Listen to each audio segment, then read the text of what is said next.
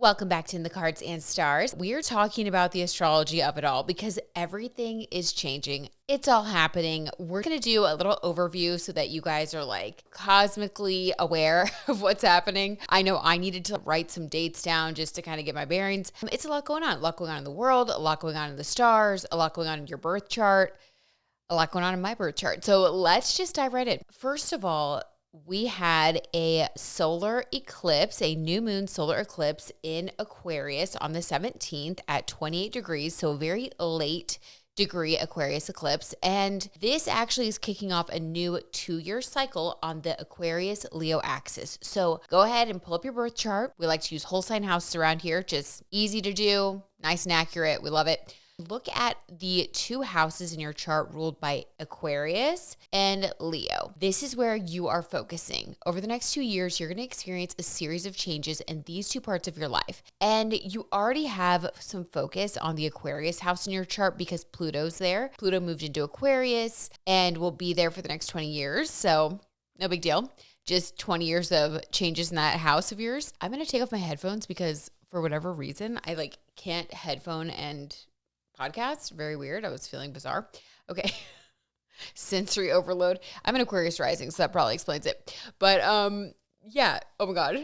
And my hair is bad. Just ignore it. Ignore it, you guys. It's been a whirlwind. It's been a lot, but like a good thing. It's been a good thing. So you may also feel like your life has been picking up this week, coinciding with the Aquarius new moon solar eclipse, which new moon solar eclipse are already pretty supercharged.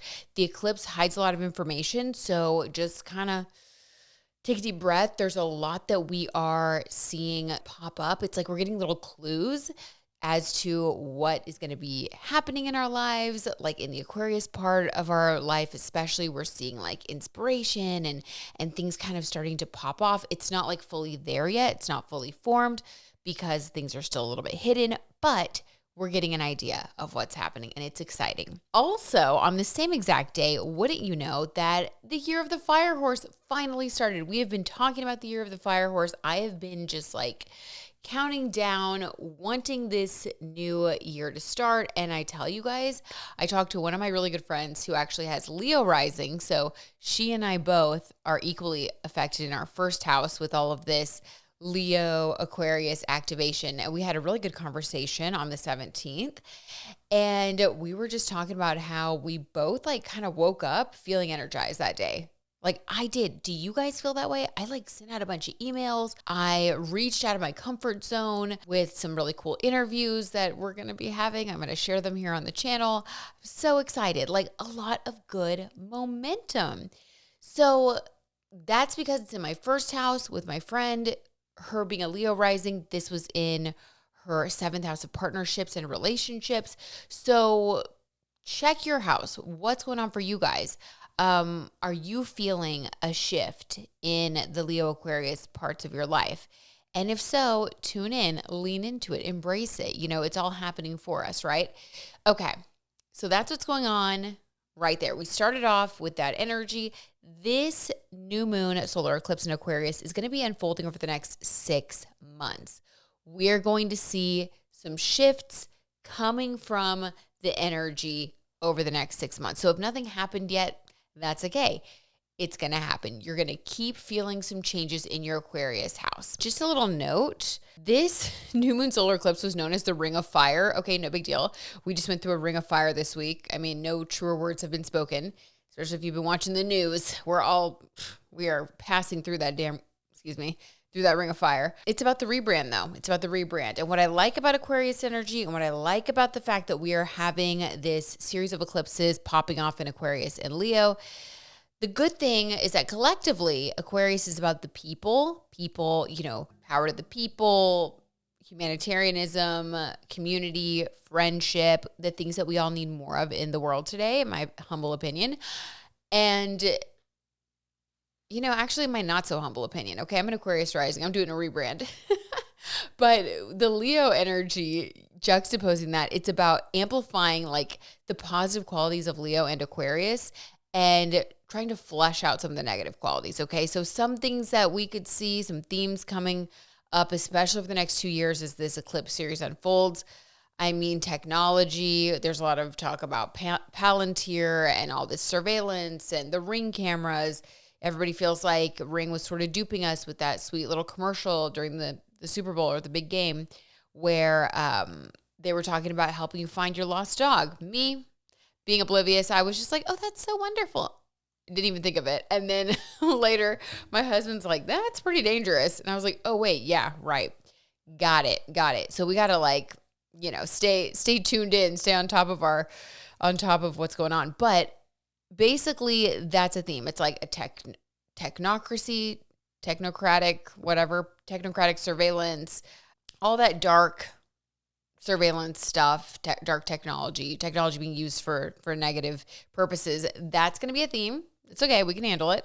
And then we will, we are strong. We're going to stay brave. We're going to stay on it. And then with the Leo themes, positive things, generosity, healing our inner child. This summer, Jupiter moves into Leo. I am thinking that we are going to see a lot more focus on helping the Epstein victims because Leo is a healing energy. And when Jupiter moves into Leo, historically, Leo being associated with children, Jupiter having a healing, expansive quality of like joy and goodness, I do think that we're going to see positive shifts for those victims and more protections come into place. So we'll keep an eye out for that. I think that's a really good way that Aquarius energy, prioritizing the people, prioritizing children, Aquarius, Leo, that's a good way that those two can come together. It's really interesting when you think about sister signs because they're on this axis, like any two zodiac signs that are across from each other. If you just look at them, it's so interesting because they share a lot of the same qualities, but they come from a different place or they're just looking from a different vantage point, but like they're on this same line. Okay, so it's like, if you think about it like this, it's all the same themes, it's the same qualities, it's just from a different point of view. And then hopefully at the end of the day, you guys both kind of end up in the same place because you're both taking the good qualities of both zodiac signs and leaving the negative. Another example of that is like Sagittarius and Gemini. There's so many things about the two that are the same, but there are certain things that are different. So like, for example, both have to do with, chattiness and being a social butterfly. Gemini has to do with more of like the day-to-day. Gemini is associated with like gossip and like society and like pop culture type of things. And then Sagittarius is more associated with like literature and languages and global philosophies and having a global network of people. But like both are the same. One is just more like local and more like kind of lighthearted. And the other is more of like a deeper layer, like being in deeper thought and then having more expansive conversations, having relationships that go further. It's like, but if they are coming together and meeting in the middle, eventually they're both going to have mastered open-mindedness, having a lot of connections, relationships, friendships, and having like a more of a bubbly outlook on life. Both are very uplifting. I hope that makes sense. It's like they're similar but different, but if they both learn all the lessons they're supposed to learn, they learn both sides of the coin, they're going to end up in the same place. So I don't know. I just think that's so interesting. I kind of love looking at sister signs. And so I'm very curious to watch this Aquarius Leo axis of eclipses play out over the next 2 years. I do think that we're seeing a lot of stuff happen. I'm doing a podcast. I'm working on it right now where I am looking at an article that came out in 2007 that a lot of people have been talking about that really just lays out kind of what's happening now. It's given me a lot of hope that this is sort of a predestined thing. And I think if we can try to reframe it and we can see that, everything can end up being for good, I think that's a good thing. So like, I'm trying to keep it positive, but it's not going to be easy. There's going to be a lot that we have to rise to the occasion to take on and to handle. We have to really get that courage going. And wouldn't you know, the astrology is here to help us because we have a lot of focus in Aries right now. And Aries is exactly what we need for courage, for strength, for the ability to get the heck up off the couch and get out there into the world. With all of the technology focus, Pluto in Aquarius, this new moon solar eclipse in Aquarius, we are all craving connection. We have to be careful that we don't become completely glued to our online world because Aquarius rules technology in the future. Aries is here to help us though. We are getting a big dose of the warrior spirit, and that all started really when Saturn moved into Aries on February 13th. To me, that was when I felt everything really start to crystallize. Neptune had already moved into Aries, like I think the week before, and that's going to be like a 14-year transit. Saturn is going to be a more concentrated transit of like 3 years. So like people that are having their Saturn return, you guys are feeling it more intensely, but all of us collectively are feeling like we're getting a mini Saturn return in our house that is ruled by Aries.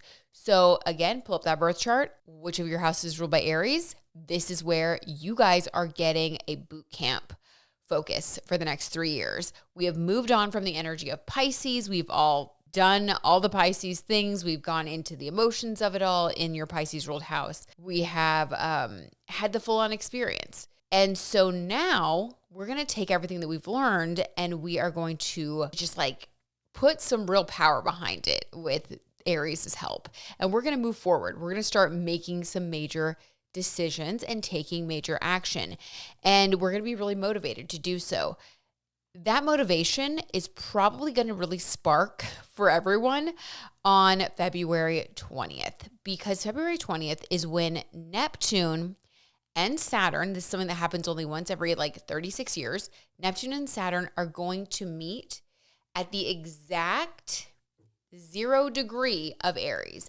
Now, just to bring that home about how important that is and what a big deal that is in astrology, Aries is the first zodiac sign. It is the beginning. You know, think about the birth, like the beginning, the start, the spark.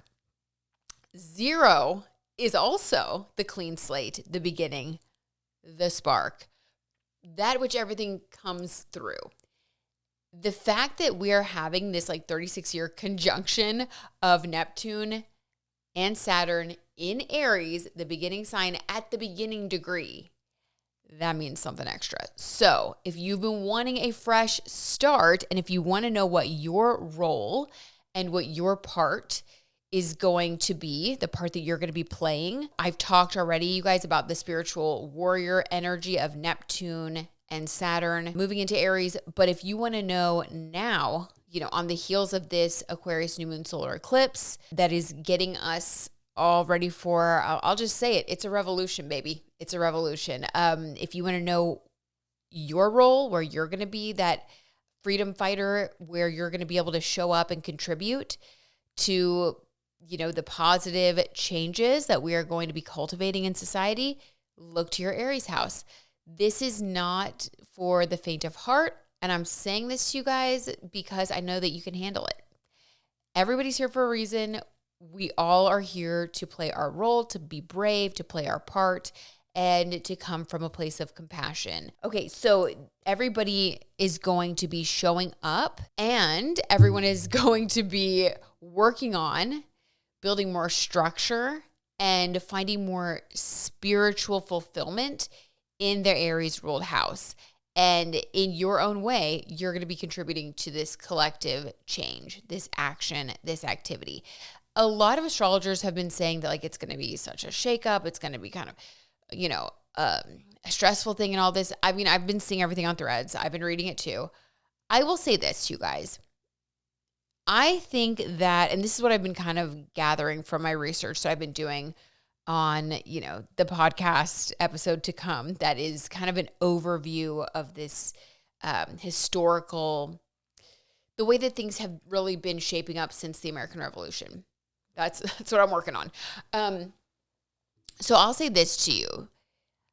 I think that what we're going through now, because we're the ones living it, it seems like absolutely horrible and traumatizing, and it is, and it is.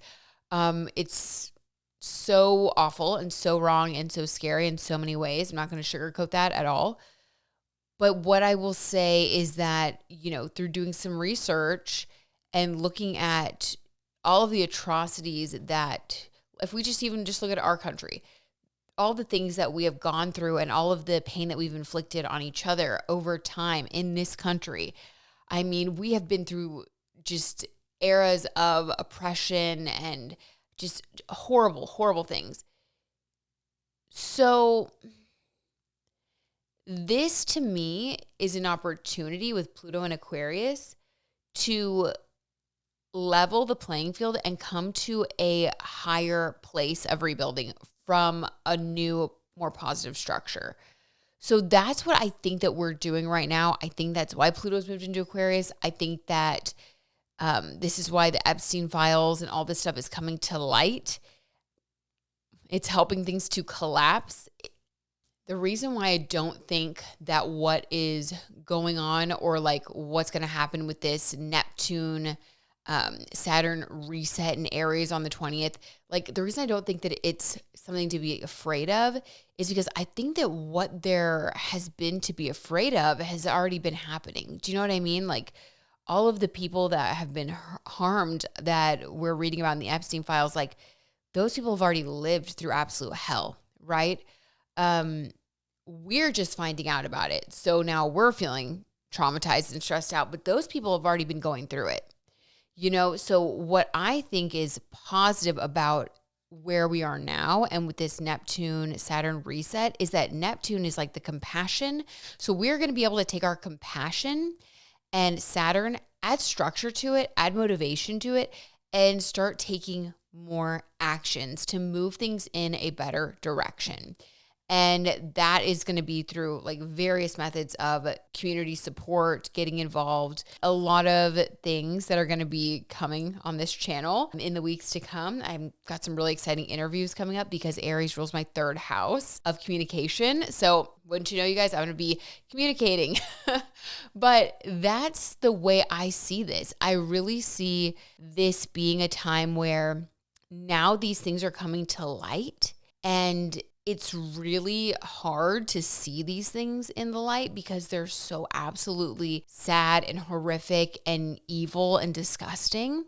But if we don't look at them and if we just keep turning our back and we just keep looking away, then how can we fix things? You know, how can we change things? So we're in this moment right now, historically and astrologically, of having to face things, okay? And that is never easy. It's always the hardest part, right? Like think about a breakup. When you go through a breakup, the hardest part is like having to move your stuff out. Like if you live with the person, it's like having to move your stuff out. It's having to like go through the painful process of the break, having to pay attention to the reality. Then once that's over, you get to start to rebuild and you move forward. But like you got to go through the darkness. So we're in the moment of the darkness right now. And I think rather than this Neptune-Saturn conjunction in Aries being something that is going to be some like horrible thing, like I've been reading some stuff on threads that has been scaring me. I'm like, what the heck? So I had to like take a think, sit down, look at the astrology, think about it. And I actually don't think that it's a moment where things are going to get worse, because it's sort of like, how could things be worse than they are right now? You know, that is not, I'm not going to, please, Spirit, don't take that as a challenge. Just kidding. But I think that this is actually a time where the spark is going to be lit. And so instead of us just looking at it and being sad, you know, like what we were doing when Saturn was in Pisces, now we're going to look at it, feel sad, and feel motivated and empowered to take action. And that's how we change things. So the spark is going to come on the 20th.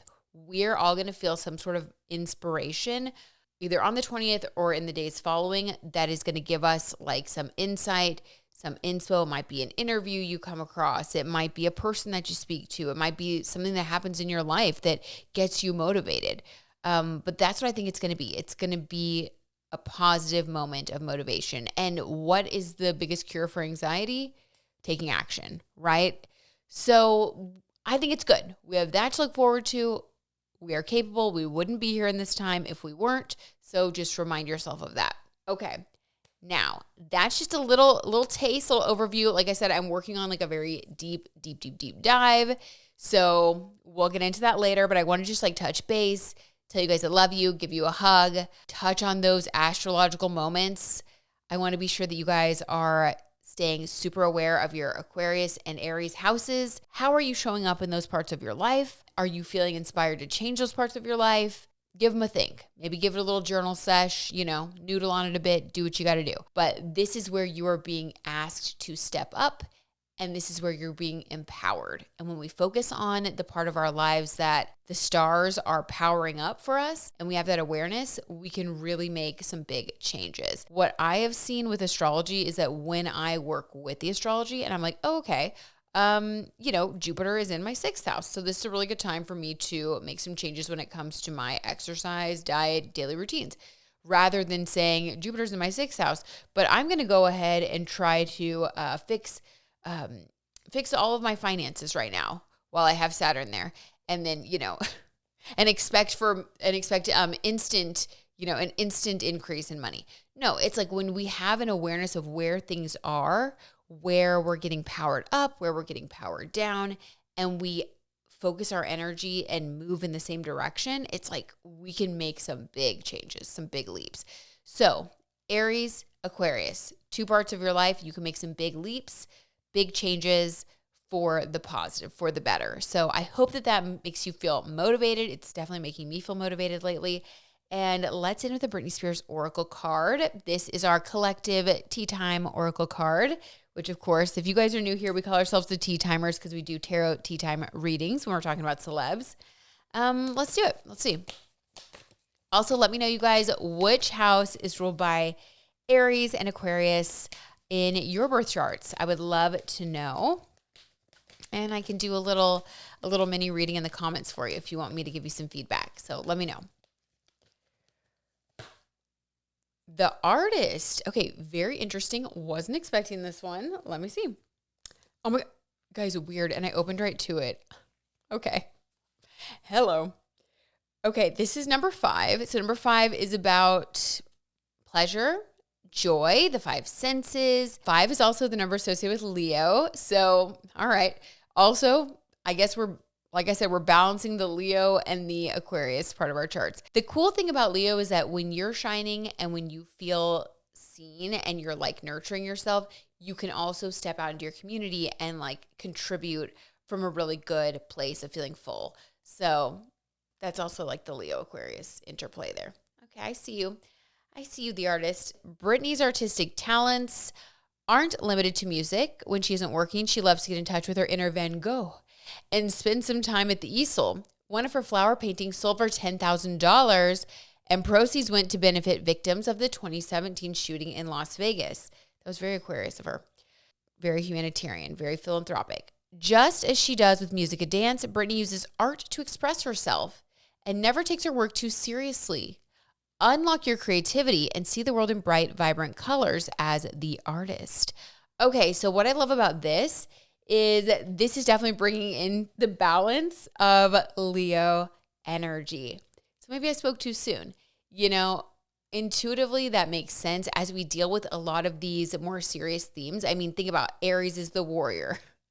And we are being called to be the spiritual warriors, especially when we get this galvanizing moment coming up on the 20th, where we're going to feel like even more motivated. Aquarius is the humanitarian. The humanitarian's busy. It's like they're out there making sure everybody else is okay. They're trying to strategize. They're trying to think big. They're trying to do some grassroots things, And what I like about this card reminding us of Leo energy, it's such a good balance because as we do all those things, as we're super active out in the world, the Artist and like the Leo energy reminds us to also remember to have some fun. Because when life feels heavy and serious, it can sort of drain that spark.